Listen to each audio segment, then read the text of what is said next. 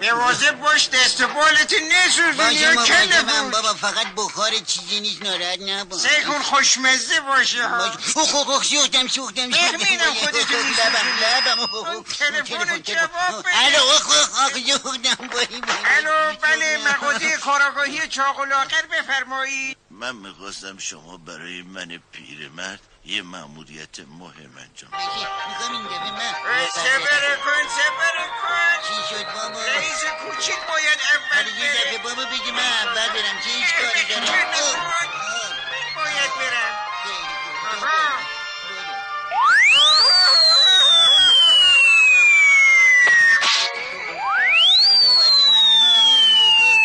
کردم برمیدارم دستم نسوزه دفتر کارگاهی چاق و لاغر بفرمایید خواستم بگم من تلفن فروش نیستم من کسی هستم که مغازه شما رو میپام بپرس برای چی مغازه ما رو میپاید میگه برای چی خودم میپاید شنیدم به خاطر پروانه پروانه اکرار نکنید تا چند لحظه دیگه خودم میام بالا نه بله وای غلط کردم وای خودم کردم که لعنت بر خودم بود وای مثل این که نیستش رفت آره وای خیالم جو کیه منم موتوری کدوم موتوری عصبانی اومدم تو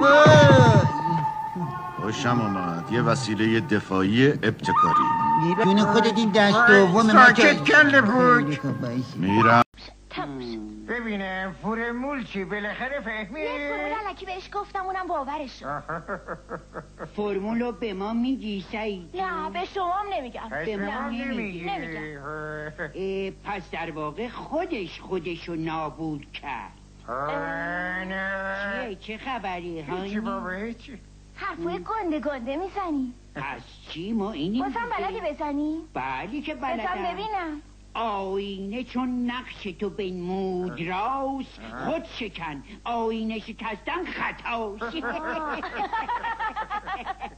خوشت اومد سعید جونم تو قرار نیست از این حرفای گنده بزنی این حرفا رو این باید بزنه که یک نابغه است خب به من چه نویسنده ها اینا رو نوشتن ما میگیم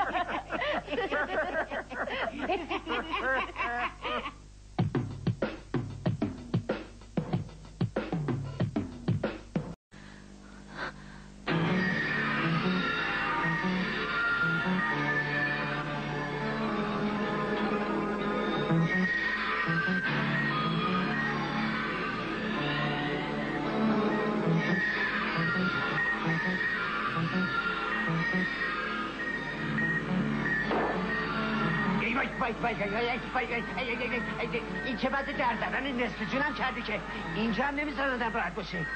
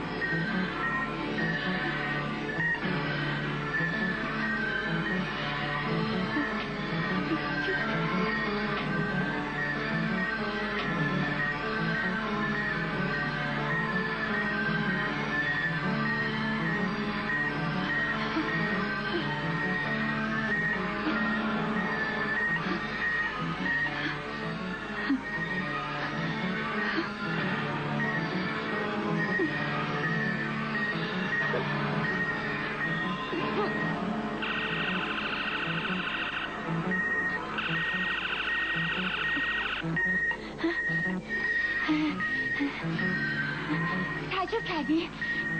تو در صورتی میتونی منو بکشی که من چشام باز باشه و اصلت نگاه کنم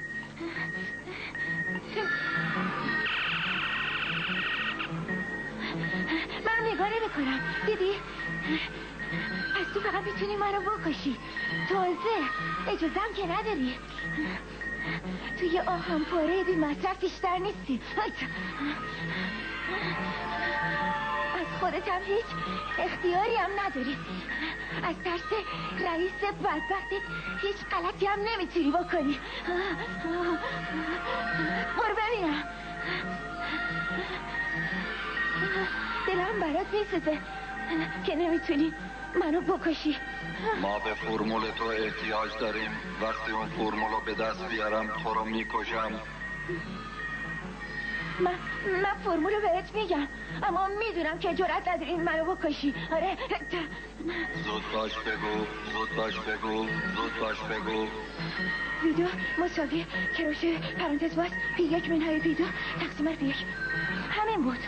اطلاعات کامله، اطلاعات کامله. حالا تو رو میکشم، میکشم. بکش منو بکش. یالا دیگه منو بکش. 1 2 3.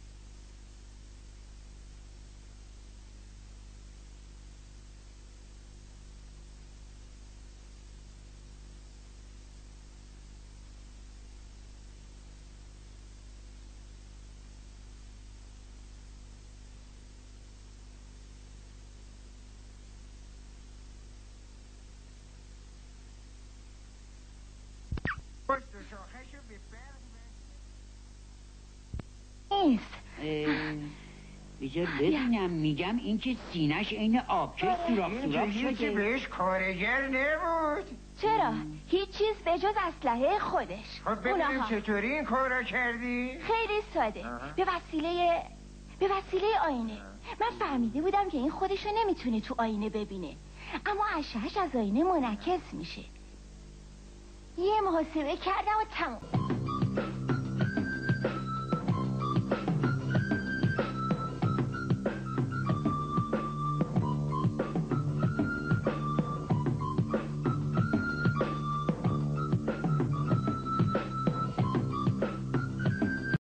به وسیله آینه. من فهمیده بودم که این خودشو نمیتونه تو آینه ببینه، اما اشعه‌اش از آینه منعکس میشه. یه محاسبه کردم و تموم شد. ببینم فرمول چی بالاخره فهمی؟ یه فرمول الکی بهش گفتم اونم باورش شد. فرمولو به ما میگی سعید؟ نه به شما هم نمیگم. به ما نمیگی. پس در واقع خودشو نابود کرد. چه خبری هایی؟ چی بابا هیچی. حرفای گنده میزنی. پس چی ما اینی؟ بازم بلدی بزنی؟ بلی که بلدم. بزن ببینم. آینه چون نقش تو بنمود راست، خود شکن آینه شکستن خطاست. خوشت اومد سعید جون؟ تو قرار نیست از این حرفای گنده بزنی. این حرفا رو این باید بزنه که یک نابغه است. خب به من چه؟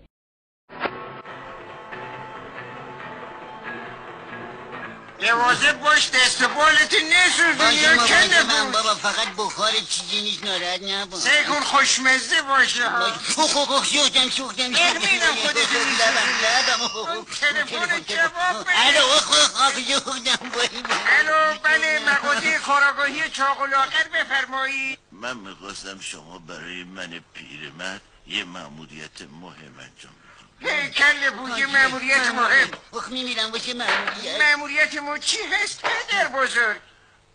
مأموریت شما اینه که یکی هویجو که من از میوه فروشی خریدم از خیابون سراسیاب بیاریم به دفترتون تا من خدمت برسم و اونا رو بعد از دادن اجرت از شما پس بگیرم. کل که مأموریت داریم باید بریم به اتاق مکالماتی سری. بریم مشورت. بگه من برم بابا. هم سر اصل مطلب باشه بهتر. ما از دست شما بسیار عصبانی هستیم. من خودم به تنهایی قد همه عصبانی هستم. مگه ما چه کار کردیم؟ شما کله پوکا جلوی مغازه من، یعنی منظورم اینه که بدون اجازه ما صنف کاراگاهان بین المللی اقدام به باز کردن مغازه کردید، یعنی دفتر، بدون اینکه حتی پروانه داشته باشید. پروانه شما 24 ساعت وقت دارید تا پروانه لازم رو تهیه کنید و الا در مغازه شما رو میبندم، یعنی میبندیم. فهمیدید؟ نه ما نفهمیدیم. شما کی هستی که این حرفا رو به ما میزنی؟ من